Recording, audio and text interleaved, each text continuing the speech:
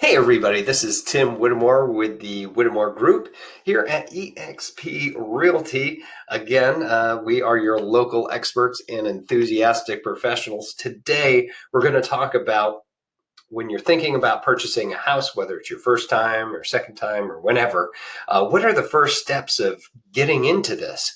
So first things first, let's talk about what you want your monthly payment to be. Now, most people that before purchasing a house have rented, so they're wondering, okay, I want my rent to be close or less than whatever I was going before. So what goes into a mortgage payment? Well, it is going to be your principal in interest, much like when you purchase a car. The other two things that you're going to be paying for as well is also going to be homeowners insurance and taxes. Now, those are all encompassed into one, and those are what is considered your mortgage payment. So, what do you want your mortgage payment to be? Of course, the less is better. That's the answer I always get. But what is the highest that you'd be willing to go make to ensure that you get exactly what you're looking for, right? So first, and then after that, also you have to consider, what can I afford? So if you're looking to purchase a house, say around 300,000, 200,000, something like that, what do those monthly payments look like?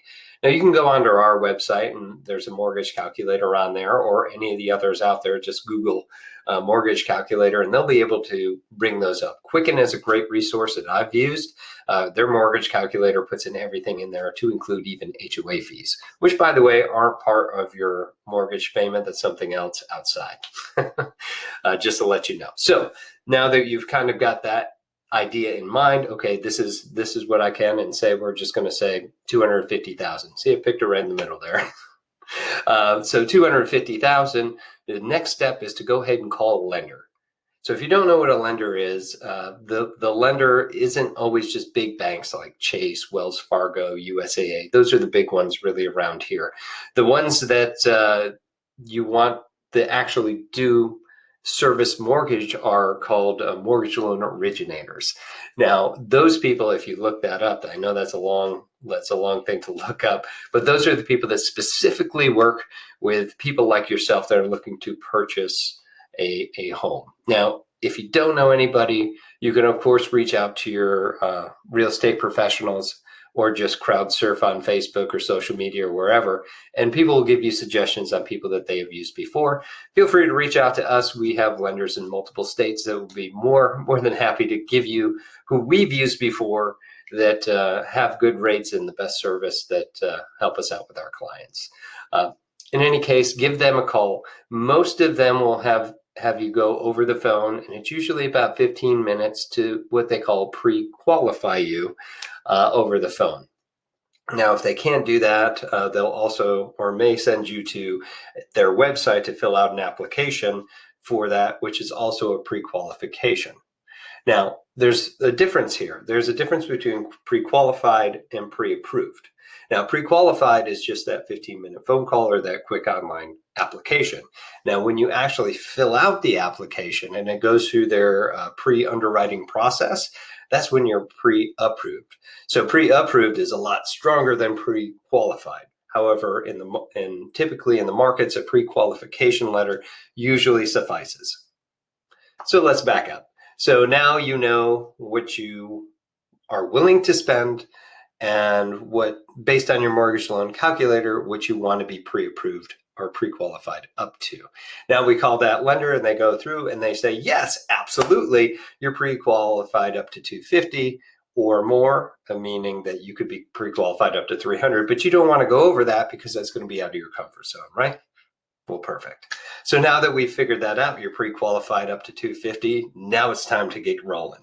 And the reason that we want to get pre-qualified is actually twofold. First things first is, if you call us or any of your real estate professionals and we go out and we start to show you homes that you're comfortable with, and then you go in, we find the home, it's perfect for you, and they're like, yeah, Tim, let's put an offer in today. We're super excited. We get it all written up. We go back and forth. We agree on a price and it's perfect. It's time. And then you go and ask the lender, hey, can I afford this? And then they go, I'm sorry, but you can only afford 210. that's just emotionally draining. Like I'm drained thinking about this right now because I've seen it happen. That just sucks. It's terrible. So we don't do that until you're pre-qualified because we don't want to fall into that situation. Also, if you haven't noticed over the past 3 to 5 years that we've been in a seller's market where that's the inventory is low and things that are priced right and dressed right move real quick. So if we find something and say we find that house and the multiple people want to offer on it at the same time, they call that multiple offers. So if you put something in and they put something in and it's the exact same offer, except which one was you? You were this guy. I think, I don't know. So you had a pre-qualification letter with your offer and the other person didn't. Who do you think the seller is going to go with? Obviously yours, because you can prove that you can afford it and the other person can't, right? So that's the advantage of having that. When push comes to shove, you get the house that you want over the other person that you're competing with. So once you have that, we've got a pre-qualification letter, and that's pretty much like our permission slip to go see houses. Woo! So depending on what real estate agent that you're using, if you go with us, we'd like to sit down with you, or at least over the phone, or do a video, or however we want to do it. And we'll do a conference to talk about the different houses that you want to look at. And what we'll do is we'll go through the multiple listing service together so that we can give you the best insight on those neighborhoods and the questions that you might have prior to actually picking which house and which neighborhood you want to go with. However, some other agents most likely will have you research on your own. You pick out the houses that you want to go see, you let them know, they schedule it, and then you go out to go check them out. So the first thing is that you're going to do is go ahead and research your area. Research the area, especially if you've never lived there before. Check it out. Find the most preferred areas that you want to go. What I suggest is that you make a list of things that you want. So, hey, I want to be in this area, but if I can't find anything there and in my price range, I'm going to go this, this, and this. And that's going to help you out quite a bit. Make sure that you research those areas as well. See which, if you've got kids, what schools are going to be the best and will they be going with that. Different areas and different states will have different taxes, of course, where you're going to go. Make sure to research what those taxes are. If you're not sure, get an experienced real estate agent out there and they'll be able to advise you of the different advantages of going to one place versus the other. Other big things that people tell me is their distance to work. How long is the commute? Is that going to be enough? Do they have Audible? Are they cool with an hour's worth of drive? Is the traffic bad enough? Those are some things that you need to research.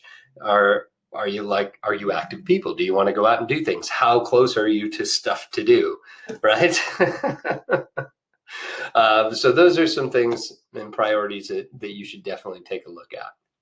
Once you find your houses, what we do is we usually take the best 5 when we go over to collectively, and then we schedule those to go out and take a look at them. And once that happens, we usually find the one that you're looking for, and then you're like, hey, Tim, this is it. Let's go ahead and write an offer, and that begins your process. All right. So if you have any other questions about the beginning parts of these processes, of course, go ahead and give us a call, text, social message, whatever you need. If you know anybody else that could really benefit from this information, make sure to share it with them. If you're seeing this on social media, please do like and share this as much as you can, because we love it and we want to help people out. And we hope to hear and talk to you soon. All right. Take care.